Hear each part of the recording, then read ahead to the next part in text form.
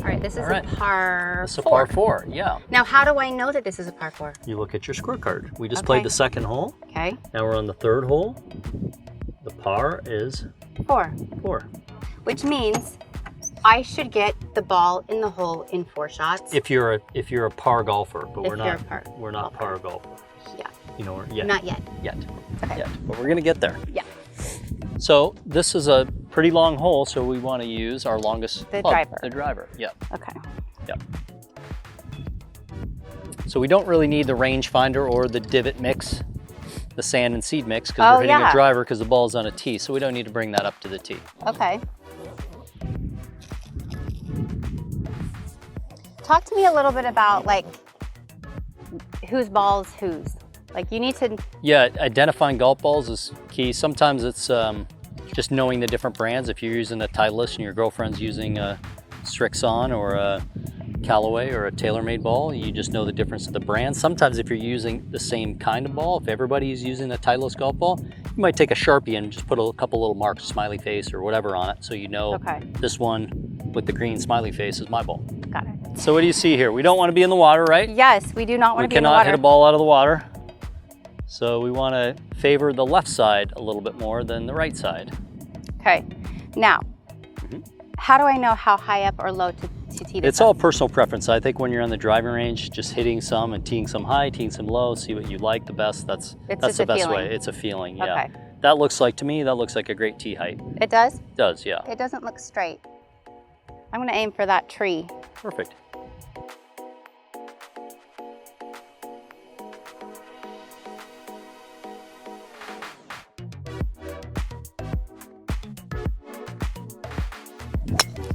Good one. Really good, honey. Thanks.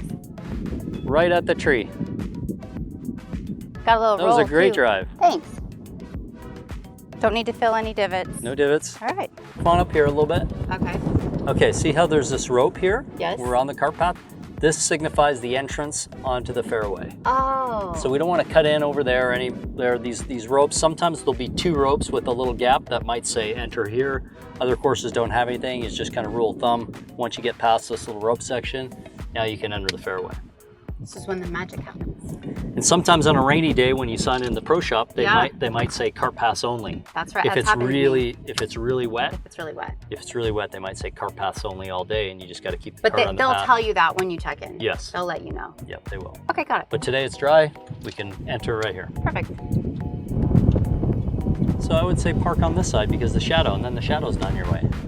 Park on this side because of the shadow? See the shadow? So if you parked your cart on the other side, the shadow might be right on your ball, and that's sometimes distracting. Okay. I'm getting 159. That's right. Okay. So, but the wind's pretty strong, so that's probably playing at least 10 more yards than that. Yeah. In my opinion, you have a couple choices. You can hit your 7-iron and play safe and short of the green over here to the left. Okay. Or if you want to go for it, what club do you think you would hit? I would use my rescue or my 3-wood or... Yeah, probably your rescue. Okay. You know. Let me ask you this question. What if I had hit it in the water? What are the rules for... Right. So you can see these stakes over here. They're red stakes. Okay. So let's walk over here and I'll show you. Okay.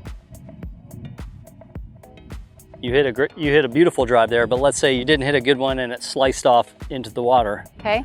We would determine from the tee when we saw it, we'd say, I think it crossed and went into the water right about here. So you'd say with your friends, I think it crossed right about here into the water. So from that spot where we determine where it went in the water, you take 2 club lengths. So you'd set your club down and then just roll it over. Okay. And you just drop the ball in that 2 club lengths. Anywhere in there. So you stand in the middle and just drop it. Yeah, but nowadays. What if it rolls back in? You get to drop again. Okay. Can you go like this? Well, that's what the new rule is. You actually drop from knee height. You don't drop from way up here. You actually drop from knee height. Yeah, and if it does roll in, you get to drop it again. And if it does it a second time, you actually get to place it. Ah. Yeah, sometimes you are on a big slope and it will just roll in. Yeah. So after the second time, you see where it hit the ground the second time and you place it there. Okay, got it. Yeah. I'm really glad I didn't hit it in the water though. You hit a great one. Thanks. Yeah. All right, so I'm gonna use my 3-wood. Whatever you feel confident with. I would say, rescue. Whatever. What exactly is the difference between a 3-wood and a rescue? Rescue has more loft, so it doesn't go as far. This has 16 degrees of loft.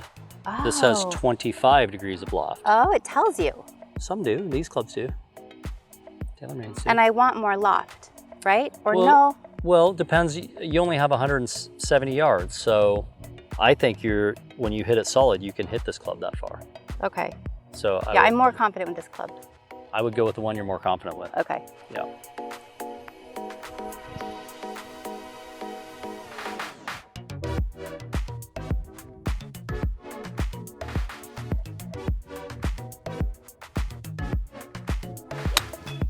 Good one, honey. Good shot. Ooh, It's a good shot. that was a good shot. Yeah. Just Cool. in front in 2 shots. That's really good. Perfect. Yeah.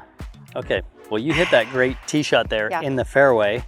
I just wanted to show you that and drop one here in the rough, the difference where the short grass compared to the long grass. You Yeah. can see when you take your club and set it behind there, there's going to be a lot of grass that gets between the ball and the club head, Yeah. right? So it's harder to hit. So that's where we need a little bit more loft. This is where you might need to use a 7 or an 8 iron to get the ball out of the rough compared to when you're in the shorter stuff right here. That club is, what's that, your 6 iron? This is a Yeah, it's your 6 iron. 6, yeah. There's no grass in between There's the club no face and the ball. It's the grass in between the ball that's messing things up. Right. didn't And then when you realize get it. in some really long grass, like if this was really deep Yeah. rough and the ball's sitting down, this is where we have to use a lot of loft. We have to use like a sand wedge or a pitching wedge to get the ball up. Because Because you something need it to with go the, up. yeah, You need it to go up. right. So let me Exactly. ask you this. I still have a lot of distance to go. So I don't necessarily like I'm not going to use my 3-wood here, right? Not when the ball's sitting down in the rough. Even though you have a long ways to go, the ball's not going to come out. A 3-wood, even though technically it's supposed to go longer, it won't go. Because it of won't even the- go as far as maybe your 7 iron because it doesn't Okay. have the loft. It'll just come out low and it might even roll in this bunker. Where if you use a 7 iron, you go right over this bunker and run right down there. You might not get to the green, you know what I'm saying? But you're Okay. playing for safety. You're playing smart. You've hit the ball in the rough. Now let's not make 2 wrongs here. Got We've it. already hit it in the rough once. Let's get it back in play. Let's get it moving forward. So say it's not too wedged down into the Yeah, that's all grass. part of the experience of being a golfer is like, oh, it's actually sitting up okay in the rough. I can do that. But Got if the it. ball's sitting down, you know you're going to get grass Got it. behind it. So not all lies are created equal. That's part of the Yeah. evolution of being a golfer is reading your lie. That's so important. Even in the fairway sometimes you can get a ball that sits down just a little bit more than others. And with the ball sitting up, you can do a lot more with it than when it's sitting down. Got it. All right. Okay, so see the sign? I see the sign. So even though your ball's right there, we can't drive to it because there's a cart sign saying. But we're so close. I know. But we're so close. We can't. But we can't and we don't, right? So we can leave our cart here, or if Okay. since that's your shot, I could say, honey, you just have 40 yards. Take your wedge and your putter. Yeah. I'll meet you at the green again. Got it. Go up, take your putter, take your wedge, walk up there. I would drive the cart around and meet you up there on the green. So it's really important to respect these. Oh rules yeah, and for sure. Yeah, guidelines. you don't want to go past them. And sometimes the carts, if you do go past them, there's a computer system Yeah, in these. they'll shut off. They'll shut down and you have to get in reverse to get back. They won't go forward at all. All right, I'm gonna grab my putter and my pitching wedge. Actually, I'm gonna take my sand wedge. And I'll meet you at the green, babe. Meet you at the green, honey. Perfect. Good luck. Thanks. Let's see if you can make a par. Ooh, If you get it up and down, it's a par. you're right.